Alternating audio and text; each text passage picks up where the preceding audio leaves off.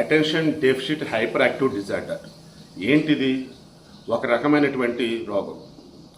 ఇది ఎవరికి ఉంది? ఫహద్ ఫాజిల్ 41 సంవత్సరాల వయసులో అతనికి ఇది ఆయనకి అటాక్ అవడం జరిగింది. దీనివల్ల కాన్సన్ట్రేషన్ ఉండదు, ఏకాగ్రత ఉండదు. అండ్ ఒక రకమైన hyper active mode and hyper attention mode, అంటే ఓవర్గా అనుకోవచ్చు అన్నమాట. పాపం అంత ఉన్నా కానీ రీసెంట్గా ఆవేశంలో సినిమా వచ్చింది, అద్భుతమైనటువంటి పెర్ఫార్మెన్స్ అందులో. ఫహద్ ఫాజిల్ పుష్ప 2లో విలన్, పుష్ప 1లో విలన్. ఇతను మలయాళంలో ఒక క్యారెక్టర్ ఆర్టిస్ట్ కన్నా తక్కువ అని ఫీల్ అయ్యే వాళ్ళు ఉన్నారు, కానీ సూపర్ స్టార్ రేంజ్ అన్నది అతను ప్రూవ్ చేసుకున్నాడు.